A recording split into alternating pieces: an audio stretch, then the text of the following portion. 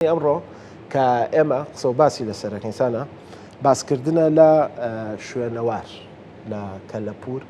لە هەرێمی کوردستان لە ڕووی جوگرافیەوە یاخود لە ڕووی جیۆپۆلۆتیکی ناوچەکەی کە هەرێمی کوردستانی تیا دروست بوو خاکەکەی خاکێکی مێژووی هەیە خاکێکی هەیە کە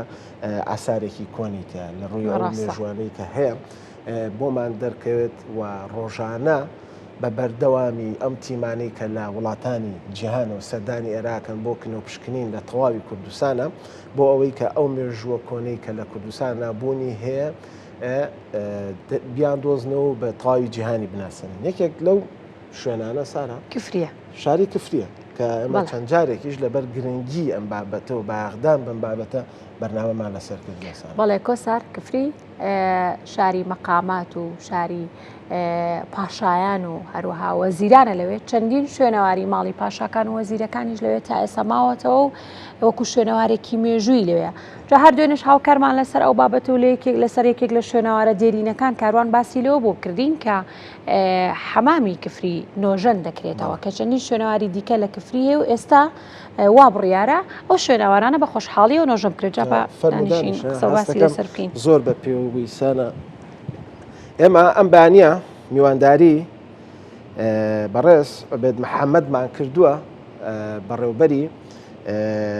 شوێنەوار و کەلەپوری شاری کفری کە ڕاستەوخۆ لە شاری کفری و لەگەڵمان نابێت. کاک عوبێد بانیت باش و سڵاوت لێبێ هیوادارم زۆر باش بیت. با لەوە دەست پێ بکەین پرۆژەکانتان لەگەڵ ڕێکخراوی CDO بەکوێ گەیشتووە ماوەیە کە بێت کە ڕێکخراوی CDO و نووسنگەی جێگیری سەرۆکی حکوومەتی هەرێمی کوردستان بەڕێز قوبات تاڵەبانی و ئیدارەی شاری کفری و بەڕێوەبەرایەتی کەلەپور و شوێنەواری شاری کفری چەند پرۆژەیەکتان هەبوو بەیەکەوە بۆ نۆژەنکردنەوەی شوێنەوارە دێرینەکان. ئەم پرۆژانە بەکوێ گەیشتوون؟ بەینتان باش و بەیانی بینەرانیش باش بێت. شوێنەواری کە بەڕێوەبەرایەتی شوێنەوار و کەلەپوری هەردەم لە هەوڵی نۆژەنکردنەوە و کاری پاراستنی شوێنەوارەکانە. ئێستا خۆشبەختانە ڕێکخراوی گەشەپێدانی مەدەنیەت CDO هەڵساوە بە هەماهەنگی لەگەڵ بەڕێوەبەرایەتی شوێنەوار و کەلەپوری کفری و بەڕێوەبەرایەتی گشتی شوێنەوار بە نۆژەنکردنەوەی گەرماوی پاشا گەرم لەسەر بودجەی خۆیان و بە ئستافی بەڕێوەبەرایەتی شوێنەوار و کەلەپوری کفری.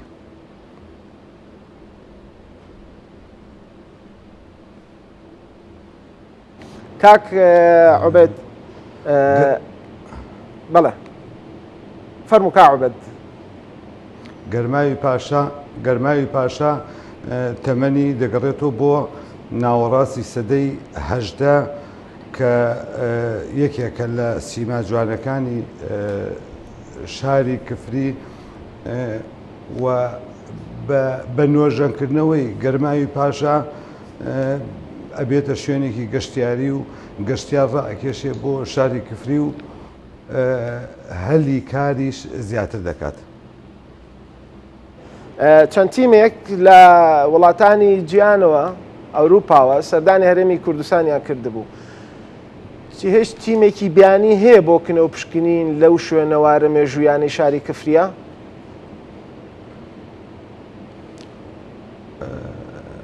بەداخەوە تاکو ئێستا تیمی کنۆپشکنین نەهاتیە بۆ شاری کفری، بەڵام پێشنیار کریا و ئامادەباشیمان کردیە لەبەر ئەوەی شاری کفری شارێکی دێرینە و تەمەنی زیاتر لە 5,000 ساڵ پێش ئێستایە، بۆیە ئێمە تەپەی قەرەوەڵانمانەیە کە تەمەنی زیاتر لە 2000 ساڵ پێش ئێستایە دەرخستە و هەموو شتێک کراوە و حتا پەرژینیش کراوە، یعنی ئامادەباشی کراوە بۆ هاتنی تیمی بیانی و تیمی ناوخۆییش بێت بە مەبەستی کنۆپشکردن و دەرخستنی ڕاستیەکان و مێژووی ئەو شوێنە. باشە کاگو بێت ئەو گەرماوی پاشا مێژوەکەی بۆ کەی دەگەڕێتەوە؟ گەرماوی پاشا تەمەنی ئەگرێتەوە بۆ ناوەڕاستی سەدەی هەژدە، یعنی زیاتر لە 200 ساڵ پێش ئێستا، لەبەر ئەوەی کفری ئەو سەردەمە ناوەندێکی بازرگانی گەورە بووە و کاروانسەرای لەو ڕۆڕەت بووە لە بین بەغا و سلێمانیە، بۆیە گەرماوی پاشا و قەیسەری کفری و ئەو شتێ لە دروست کراوە تاکو لە بەرژەندی لە خزمەتی ئەو کەسێ دەبێت ئەو کاروانسەرایە بێت کە تێن لەوڕۆ هاتوشۆ ئەەکەن یاین ڕێیەکی بازرگانی و ناوەندێکی بازرگانی گەورە بووە. گەرماوی پاشایش بە دیزاینێک و شێوازێ دروستکرا تەنانەت لە ژێر زەویایە ئێستا ئاوەڕۆی و هەموو شتێکی یاین لە ژێر زەویا بووە ئەبێ ئاوەڕۆی بێ گەرما و ئەبێشتی بێ ئاوەڕۆکەی کە یەکێکە ئەڕاتە ناویکێکە لە کارێزەکانی سێ کارێزیتیا بێ کفری، یەکێکە لە ناو ڕاتە ناویکێکە لە کارێزەکانی کفری و ئێستا بە نۆژەنکردنەوەی یعنی مێژووی کفری زندی ئەەکەینەوە نایەلین لە داڕوخان و لە نەمان نەبێت. باش کاک عوبەید بۆمان باس بکە مێژووی ئەم گەرماوە جارە با تۆزێک لەسەر ئەم گەرماوە قسە بکەین، یعنی بۆ ناوی حەمامی پاشایە گەرمایی پاشایە، ئەمە هۆکارەکەی بۆ ئەوە گەڕێتەوە کە پاشاکان و دەسەڵاتدارانی کۆن لەو ناوچەیە بەکاریان هێناوە یاخود نەخێر بۆ هەموو کەسێک بۆ و هەر لە ناوی شاری وەزیران و ئەم ناوەش بۆ حەمامە بەخشراوە. گەرماوی پاشا ئەگەڕێتەوە بۆ سەردەمی مەجید پاشای بابان، بابانیەکان ئەو کاتە لە سلێمانی و هاتن بۆ کفری،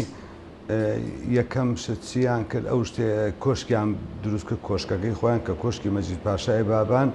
دواتر ئەم گەرماوەیان دروست کرد و کە ناویدا گەرماوی پاشایین گەرماوی لە سەردەمی مەجید پاشای بابان ئەو گەرماوە دروستکا و چەندین بیناو ئەو شتێ لە مێژوویە لە کەوا ئێستامانەتەوە لەو سەردەمە دروست کراوە. بەڵێ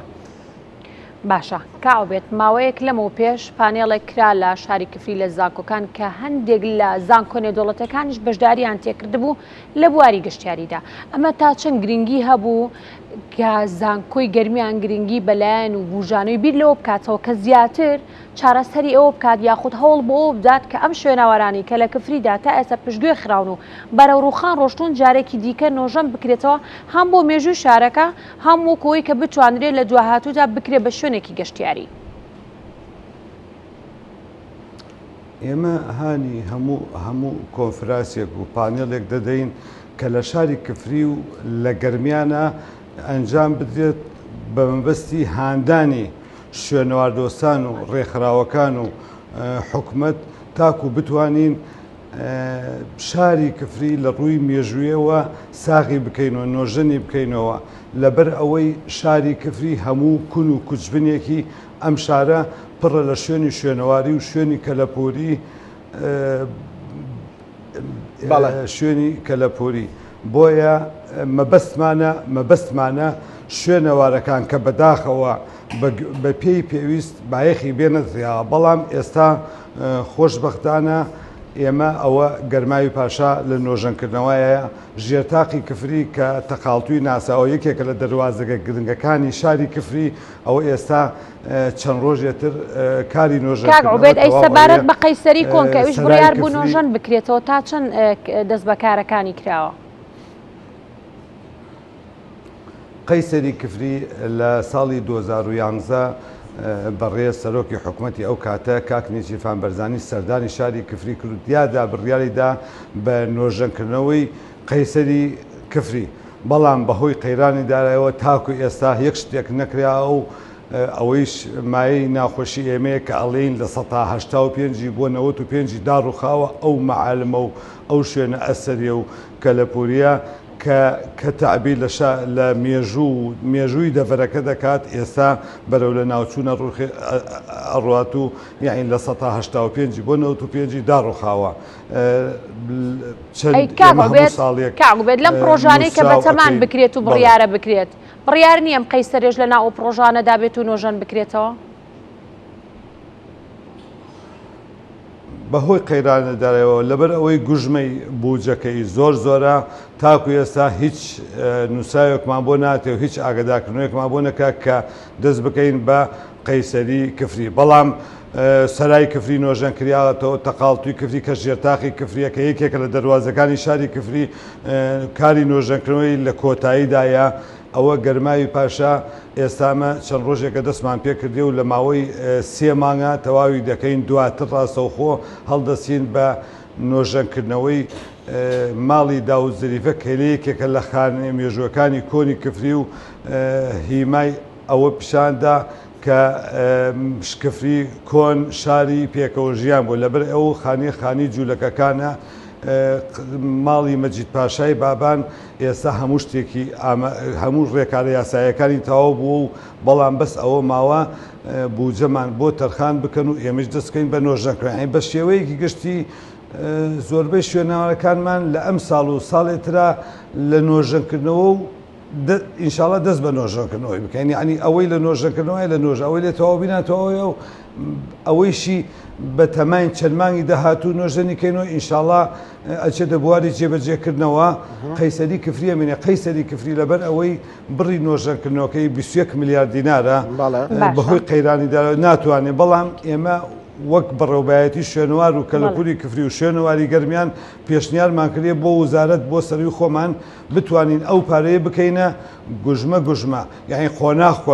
ئێمە خۆمان پێشنیارمان کردی 8 ساڵی 1 میلیاردمان بۆ خەرج بکەن بە مەبەستی نۆژەکردنەوە و پاراستنی قەیسەری کفری. بەڵام تاکو ئێستا وەڵاممان بۆ ناتێ و چاوەڕێی وەڵامی سەروی خۆمان باش. کاک عوبەد ئەم شوێنانەی کە جەنابە باسە کرد یعنی هەم لە ڕووی ناویەوەنەوە هەم لە ڕووی مێژویانەوە مێژوویەکی تایبەت بە خۆیان و دێرینیان هەیە و ناوێکی تایبەتیشان هەیە. ئێوە کام شوێنانە نۆژەنەکەنەوە یاخود کە ڕێکخراوێکی جیهانیە دیاکە کۆمپانیایەکێت کە حکوومەتیەت هەر لایەنێک بێ مەرجیان بۆ دانن کە ئابێ بەو دیزاین و بۆ شێوازە کۆن و قەدیمەی خۆی نۆژەم بکرێتەوە بۆی خەڵک بزانێکە لە قەدیما چۆن ئەمە دروست کراوە. ئێمە هەموو کاتێک کاری نۆژەکردنەوەکەین لە شوێنەوارەکان و کەلەپوریەکان پسپۆری تایبەتمەند خۆمانە لە شوێنەوە ناس لە ئەندازیاری تەلارسازی لەو پسپۆرانە کە لە بواری شوێنەوارە ئیشەکەن و بۆیە ئێمە هەر شوێنێکمان نۆژەن کرێتەوە وەک سەرای کفری ژێرتاقی کفری سەرەتا دیکۆمێتمانەیە بەپێی ئەو دیکۆمێتە کە لە سەرەتاوە دروست کراوە بەچی چۆن دروستکاوە بەچی کەرەستێ دروستکاوە هەمان کەرەستە و هەمان دروستکردن بەو شێوازە کۆنەی خۆی دروستەکە ناتوانین هیچ گۆڕانکاریەک لە شێوازی بکەین لەبەر ئەوەی لە کاتی کردنی گۆڕانکاری شێوازی شوێنەواری و وێنە جوانەکەی لە دەست دەدا بۆیە ئێمە ناتوانین بە هیچ جۆرێک هەموو شوێنەوارێک کاری پەرستن و کاری نۆژەنکردنەوەی بۆ بکەین سەرەتا چۆن دروستکرا و بەچی کەرەستیە دروستکە بۆ شێوە دروستیەکەینەوە و بەو کەرەستە و ئەو شتێلە کە خۆی پێکردکرا ئێمەش وایە پێکەین. ئێمە لە شاری کفری خۆشبەختانە ئەو شتێ لە هەیمان ئەو کەرەستێلە کە لە برد و گەچ و قسڵ و غوبرە پێکدێ هەمووی لای خۆمان بەردەستە و نمونەی بۆ نمونەیش سەرای کفری ئەوەسان نۆژەنمان کرێتەوە سەرەتا چۆن دروستکە ئاواسانی ئەوە چەند گۆمزێکمان نۆژەن کرێتەوە ئاسیاوی کفریمان نۆژەن کردێتەوە تەقاڵتوی کفری ژێرتاقی هەمووی بە شێوازە کۆنەکەی خۆی سەرەتا چۆن بێ و بەپێی ئەو دیکۆمێتە کە هەیمانە چۆن دروستکە ئاوا دروستمان کرێتەوە و نۆژەنمان کرێتەوە ئێستا ئەوەی نۆژەنکراتەوە لە خزمەت گەشتیارانە و بەڵێ کاک عوبەد باسێکی ئاسیاوەکەشمان بۆ بکە کە مێژوویەکی کۆنی هەیە لە نۆژەنکردنەوە ینی ئەو ئیشەکانی بەکوێ گەیشتووە داواکرێ کە دیسان و دەست بکاتەوە بە ئیشکردن و دەست بکاتەوە بە کارکردن ئەمە بەکوێ گەیشتووە. ئاسیاوی کفری لە ساڵی 2011 بۆ ڕاستکردنەوەی زانیارەکانت ئاسیاوی کفری لە 2011 نۆژەن کراوەتەوە. باشە ئێمە لە کفری چەندین تاسیتر نۆژەن نەکراوەتەوە لە 2011 لە 2011 تاکو ئێستا نۆژەن نەکراوەتەوە هەموو شتێک هەموو شوێنێک نۆژەنی بکەیتەوە دواتر کاری پاراستنی گەرەکە. ئێمە ساڵانە کاری پاراستنی بۆ ئەەکەین و توانیمانە لەو کاتەوە نۆژەنمان کرێتەوە بتوانین بیپارێزین لەو شتێلك لەو بەهۆی گۆڕانی کەشەوە ئەو شتێلە ئێمە یعنی هەموو شوێنەوەریەک نۆژەم بکەین و ئیتر ساڵانە کاری پاراستنی بۆکەین. ئێستا ئاسیا و لە کفریا لە کۆی ئەو ئاسیاوە کە 38 ئاسیا بوو ئێستا 3 ئاسیاوی ماوە دوانیمانە 2 ئاسیاوی نۆژەم بکەین و بەڕووی گەشتیارە بیکەین و ماوە 1 ئاسیاوی ئەو ئاسیاوەشە دەرخستەمان بۆی کردیە و ڕەوانەی سەروی خۆمان کردیە و چاوەڕێی فەرمانی نۆژەکردنەوەیەکەین. باشە کاکە بیت گۆڕ دەخمەنەکان و قەرەوغڵان کە شارێکە لە ژێر زەوی ماوەیەک لەمە پێش لە نووسراوێکدا خوێنمانەوە کە تا ئێستا کنە و پشکنین بۆ ئەمە نەکراوە پشکنینی بۆ نەکراوە هیچ بڕیارێگەیە یاخود بیرتان لەوە کردوەوە کە پشکنین بکەن بۆ ئەم شوێنەوارە و دواتر بتوانێت نوێژەن بکرێتەوە وەکو با بڵێن سەرچاوایکی مرۆڤایەتی وەکو سەرچاوایکی مێژووی کفری هەڵبگیرێت. ئێمە تەپەی قەرۆغڵان تەپەیەکی مێژووی گەورەیە و تەمەنی ئەگرێتەوە بۆ زیاتر لە 2200 ساڵ پێش ئێستا ئەگەڕێت و بۆ سەردەمی ئەشکانیەکان و ساسانیەکان و لەوانەیە بۆ سەردەمە کۆنترەکانیش بێ بەڵام تاکو کنە و پشکنین نەکەی ناتوانین ئەو سەردەمە پیشاندێن کە لە سەرەتاوە چی بووە. گۆڕ دەخمەکان و تەپەی قەرۆغڵان پەیوەندیەکیان هەیە لەبەر ئەوەی گۆڕدەخمەکانیش لە سەروی تەپەی قەرۆغڵان و لە چیاکانە مەوجودە کە ئەگەڕێتەوە بۆ سەردەمی سەردەشتیەکان. ئێمە دەرخستەی کنە و پشکنینی سەرەتاییمان کردووە سەرەتایی چۆن یعنی وەرزیە بۆ 2 وەرز کنە و پشکین تیا بکەین لەبەر ئەوەی تەپەی قەرۆغڵان 52 دووەنمە 52 دووەنم کنە و پشکنین ماوەیە زۆری پێویستە ئەی ماوەی لە 5 ساڵ زیاتری پێویستە بەڵام ئێمە وەک توانای خۆمان وەک بەڕۆبایەتی شوێنوار و کەلەپوری کفری و دواتر بەڕۆبایەتی گشتی شوێنەواری هەرێم ئێمە ئاگدار کراینەوە کە دەرخسەیەک ئامادەکەین بۆ وەرزیە بۆ 2 وەرز. ئێستا دەرخستەکە هەموو ڕێکارەکانی تەواو بووە لە بەڕۆبایەتی گشتی شوێنەوار چاوەڕێی ئەوە دەکەین پسپۆری تایبەتمەند لە بەڕۆبایەتی شوێنواری گەرمیان و بەڕۆبایەتی شوێنواری کفری و بەڕۆبایەتی گشتی شوێنەوار بێن تاکو دەستکەینە یەکەم وەرزی کنە و پشکنین لە تەپەی قەرۆغڵانی مێژوویی کە هەر وەرزێکیش ماوەی 30 ڕۆژ بۆ 4 ڕۆژە خایەنە دواتر ئەو شتێلمان بۆ دەرەکەوێت و ئینشاءڵڵا بەردەوام ئەبین لەو شتە لەبەر ئەوەی سەرەکیترین چشت لە کاری شوێنەواری کنە و پشکنینە تاکو و ڕاستیەکانمان بۆ دەرخات و سەردەمەکانمان بۆ دەرخات. ئینشاءڵڵا هەر بەردەوام بن و هەر چاوەڕێ ئەوەشتان لێ یەکرێ بەڕاستی کاک عوبێد. جا بابەتێکی تر هەیە کاک عوبێد کە قسەی لەسەر بکەین لە ساڵی 1940ەوە کە شۆڕشی ڕەشید عالی گەیلانی دەست پێیەکە لە سوپای عێراقا کۆمەڵێک لە جووەکانی کفری لە کفری 80 ساڵ لەمەوە پێش خۆیان حەشاریان ئەم حەشارگانە هەرماوەتەوە و وەکو شوێنێکی مێژووی و ئەسەرێکی کۆن سێدەکرێت. هیچتان کردووە بۆ ئەم حەشارگەی جووەکان کە لەو سەردەمیان لە کفریا ژیاون و شوێنیان هەبووە؟ لە سەرەتای بەرنامەکە ئاماژەم پێ کرد ماڵی داود زەریفە. ماڵی داود زەریفە یەکێکە لە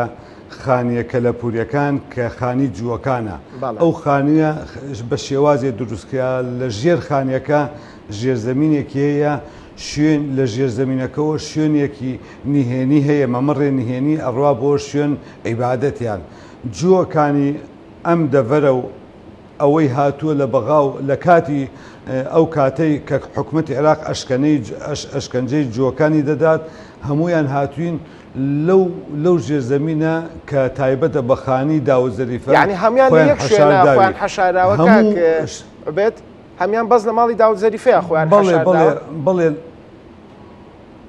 بەڵێ ئاخر داود زەریفە خانووی داود زەریفە ژێرەکەی ژێرزەمینە ژێرەکەی بە شێوازی ئەو ژێرزەمینە دروستکراوە ئەتوانی بۆ ماوەیەکی دوور و درێژ لەو ژێرزەمین لەبەر ئەوەی هەوا گۆڕکەی تایە شوێنی عیبادەتی تایە شوێنی تەصریف ئاوی تایە هەموو کەرەستێک و هەموو شتێکی ئامادەکە کە لەو شوێنە بۆ ماوەیەک مەسەن درێژخایەن یعنی بۆ ماوەی 20 ڕۆژ بۆ ماوەی مانگیە بمێنەوە. ئێستا خۆشببختانە ئەو خانیە وەکو خۆی ما بەڵام پێویستی بە نۆژەنکردنەوەیە ئێمەش وەک سەرەتا کە ئاماژەمان پێکرد ڕێکخراوی CDO بە هەماهەنگی و بەین لەگەڵ نووسینگەی بەڕێز جێگری سەرۆکی حکوومەت لە پەیوەندی داین بە مەبەستی خۆماڵیکردنی ئەو خانیە و دواتر نۆژەکردنەوەی لەبەر ئەوەی ئەو خانە بە شێوازی زۆر دیزاینێ جوان و سەرنڕاکێش دروست کراوە لە هەمان کاتە تعبیر لە ژیانی ئەو کاتەی کفریەکە کە کفری شارێکی پێکەوە ژیان و هەموو دیانەتەکان و هەموو قەومیاتەکان پێکەوە ژیانە بۆیە ئێمە لە بەڕێوایەتی شوێنوار و کەلوپوری کفری لەگەڵ ڕێکخراوی CDO لە پەیوەندی بەردەوامین دوای گەرماوی پاشا ڕاستەوخۆ دەست بکەین بە نۆژەنکردنەوەی ماڵی ناساوە بە ماڵی داوزەریفە لە داڕوخان و لە نەمان میپارێزین. باش کاک عوبەد مە هەر لەسەر جووەکان تازە بمێنینەوە ئەی قەبرستانی جووەکان یەکێکی تر لەو شوێنانەی کە لە کفریا بوونی هەیە قەبرستانی جوولەکەکانە ئەوێش بە شوێنێکی مێژووی و ئەسەرێکی کۆن سێرەکرێت و تۆبار کراوە هیچتان کردووە بۆ نۆژەنکردنەوەی ئەم قەبرستانانە؟ قەبرستانی کفری وەک پێشتر ئاماژەم پێکرد ئێمە چەند گۆمەزێکمان نۆژەن کردەوە گۆمەز لە قەبرستانی کفری هەمووی پێکاتووە لە قەبرستانی کۆنی کفری هەمووی پێکاتە لە گۆمەز ئێمەش گۆمەز تقریبان دەور هەفتا گۆمەزی لێبی لەو هەفتا گۆمەزە تقریبان 27 گۆمەزی ماوە ئێمە لەو 27 5 گۆمەزمان نۆژەن کردووە دەرخستەمان ئامادە کردووە تاکو بتوانین ئەو گۆمەزەکانتر بەر لە ناوچوونیان بتوانین نۆژەنکردنەوەی بکەم بەڵ ئەم بەس ئەمێشتی ئاماژەی پێ بکەم جوولەکە لە 100 ساڵ 150 ساڵ پێش ئێستا لە کفریا خۆیان حکمیانەکرد بەچی بە سوڵتە حکمیان نەکرد بە بزنس حکمیانەکرد لەبەر ئەوەی هەرچی کەسایەتی جوولەکە بوو کە لە کفری بوو گشتی سەرمایەدار بوو بووە هۆی ئەوە کە بە ڕێگەی ئەوانەوە بە بزنس ئەوانەوە توانیان کفری بکەنە ناوەندێ بازرگانی دواتر ئەو شتێک قەیسەری و گەرمای پاشا ئەو شتێ لێ دروستکەن ئێستا ئەو خانوو جوولەکەی لەو گەڕەکی جوولەکەکان لە کفری وە لەو ناوی گەڕەکی جوولەکان بەڵام چەند خانوویەکەیە کە جوولەکەی تیاشە دواتر قەورسانی کفری هەمووی پارێزراوە و چاوەڕێی دەستی نۆژەنکردنەوە ئەەکەین کە بتوانین بیپارێزین و وەک خۆی بمێنیەک نەک خانی جوولەکە هەموو خانیە کەلەپوریەکان کە زیاتر لە 50 خانی کەلەپوریمانەیە لە کفریا جاری هەتا ئێستا دوو خانیمان توانیمان نۆژەن کراوەتەوە یەک خانیش کە بەناو خانی حەسەنەفەنی بەڵێ عفو کاک عوبەید لێرە و لەوێ دەنگۆیەکەیە کە گوایە 7 گۆڕ لە گۆڕی ساسانیەکان لە خواردبەنداوی باوە شاسوار دۆزراوەتەوە ئەمە تا چەند ڕاستە ئەگەر وایە کە ئەمە مێژوویەکی مرۆڤایەتی ئێوە تا چەند پارێزگاری لەمە دەکەن؟ ئێمە ناتوانین ئەوە بڵین گۆڕی لەبەر ئەوەی ئەگەر توێژینەوەی زانستی لەسەر نەکەین و کنە و پشکنی بۆ نەکەین تاکو ئێستا ناتوانین گۆڕ ساسانی هەیە بەڵام لە تەپەی خەرۆغڵان تا ئەگەیتە باوە شاسوار و گەڕەکی ئەو بەری هەمووی گۆڕ و گۆڕدەخمەن ئێمە چی کاتێ وا ئاماژەم پێکرد کە ئینشاڵا لە چەند هەفتەی داهاتوو تا تیمی کنە و پشکرین تێ سەردانی کەفەکە و تایدا کنە و پشکرینەکەن ئەو کاتە ئێمە ئەو گۆڕێ لەکەوە ئەڵێن ئەگەڕێتەوە بۆ ساسانیەکان ئێمە کنە و پشکنینی بۆ ئەەکەین و توێژینەوەی زانستی لەسەر ئەەکەین ئەو کاتە دەرئەکەوێت کە ئەمەین چی سەردەمێکە و بۆچی کاتێک دەگەڕێتەوە. باشە کاک عوبەید ئەو تیمانی کە دێن کنە و پشکنینەکان دەکەن ئەو تیمانەکەن کە کنە و پشکنینەکان دەکەن و ئەو دەستی کارانەی کە کار دەکەن لە کاری نۆژەنکردنەوەکەدا دەستی کاری بیانین یاخود کوردی خۆمانن کە کارەکان دەکەن و هەم دەبێتە دەستێکی کاریش بۆ قەزای کفری و چۆنە ئەمانە زانیاریمان بێتێ لەسەری لە کنە و پشکنینە ئەبێ پسپۆری تایبەتمەند بێ یعنی بە فەسیەکی تەواوتر ئەبێ شوێن نەوارناز بێت شوێن نەوارناس لە کنە و پشکنیناش بەڵام